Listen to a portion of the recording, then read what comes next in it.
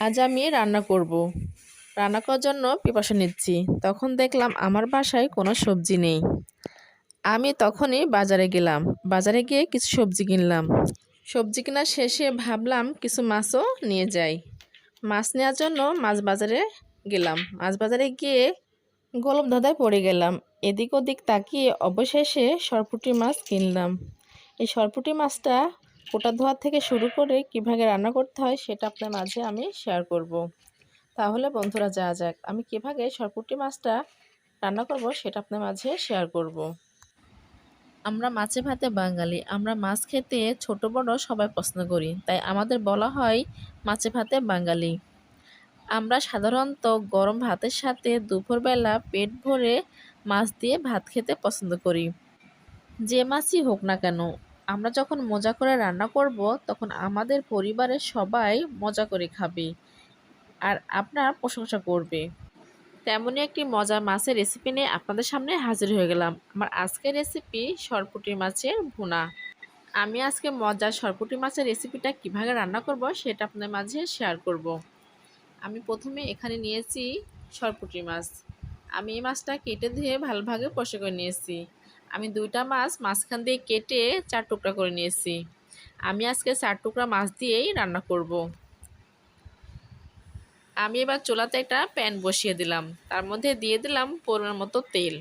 এই তেলে আমি সরপুঁটি মাছটা নুন হলুদ দিয়ে মাখিয়ে এবার আমি ভেজে নেব।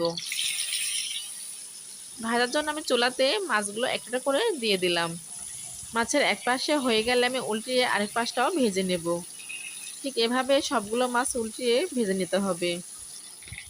আমার মাছগুলো ভাজা শেষ, এবার আমি উঠিয়ে নেব। আমি মাছগুলো কড়া করে ভেজে নিলাম। আমার বাসায় কড়া মাছের ভুনা খেতে সবাই বেশি পছন্দ করে। এবার আমি সবগুলো মাছ উঠিয়ে নিলাম।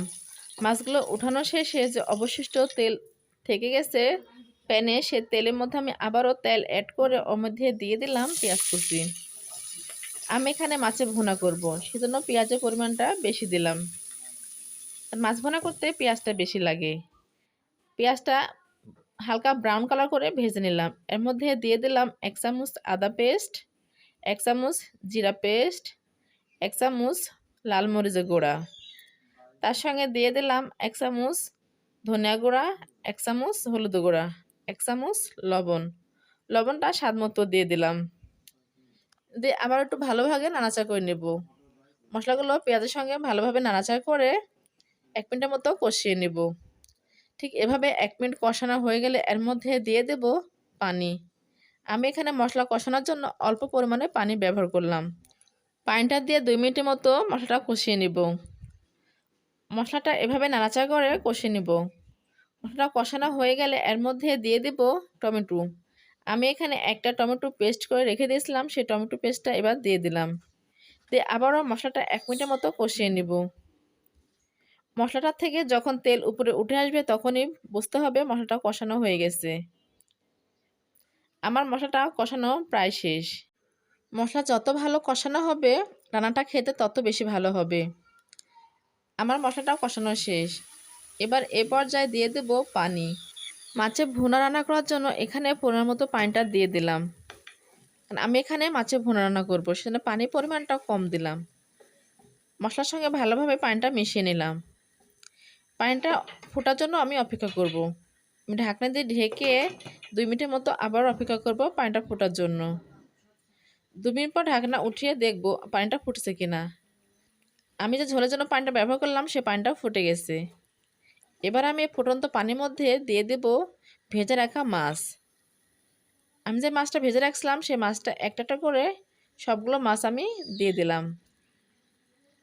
সবগুলো মাছ দেওয়া হয়ে গেলে আবারও একটু নাড়াচাড়া করে মিশিয়ে নেব। এভাবে নাড়াচাড়া করে মিশিয়ে নিয়ে আমি আবারও ঢাকনা দিয়ে ঢেকে 5 মিনিটের মতো রান্না করব। মাছে ভুনা রান্না করতে সময়টা খুবই কম লাগে। অল্প সময়ের মধ্যে মাছ ভুনা রান্না করা হয়ে যায়। আমি এবার ঢাকনাটা 5 মিনিট পর উঠিয়ে নিলাম। ঢাকনাটা উঠিয়ে এর মধ্যে দিয়ে দেব 1 চামচ জিরা গুঁড়া। আমি এখানে ভাজা জিরা গুঁড়াটা ব্যবহার করলাম। জিরা গুঁড়াটা দেওয়া হয়ে গেলে আমি আবারও একটু ভালোভাবে নাড়াচাড়া করে মাছের সঙ্গে জিরা গুঁড়াটা মিশিয়ে নিলাম। মিশানো হয়ে গেলে এর মধ্যে দিয়ে দিলাম 4টা চিড়ে রাখা কাঁচামরিচ। দিয়ে একটু নাড়াচাড়া করে ঢাকনি দিয়ে ঢেকে আমি 2 মিনিটের মতো চুলার জাল অফ করে দমে রেখে দেব। 2 মিনিট পরে পরিবেশনের জন্য সার্ভিং বলে উঠিয়ে নিলাম, উঠিয়ে পরিবেশন করলাম। আমার সরপুঁটি মাছের রেসিপিটা আমি মনে করি আপনাদের সবার কাছে ভালো লাগবে। আমার এই রেসিপি যদি ভালো লাগে তাহলে বন্ধুরা লাইক কমেন্ট শেয়ার এবং বেশি বেশি করে সাবস্ক্রাইব করবেন। সাবস্ক্রাইব করে আমার এই রেসিপিগুলো দেখে নেবেন। আর সরপুঁটি মাছের রেসিপিটা কেমন হয়েছে আমাকে কমেন্ট বক্সে কমেন্ট করে জানাতে ভুলবেন না। যেসব বন্ধুরা এখনও আমার চ্যানেল নতুন সাবস্ক্রাইব করেন নাই তারা সাবস্ক্রাইব করে আমার রেসিপিগুলো দেখে নেবেন এবং ফ্রেন্ড বা ফ্যামিলির সঙ্গে শেয়ার করবেন। সবাই ভালো থাকবেন, সুস্থ থাকবেন, সবার সুস্বাস্থ্য কামনা করে আজকের মতো বিদায় নিচ্ছি। আল্লাহ হাফেজ।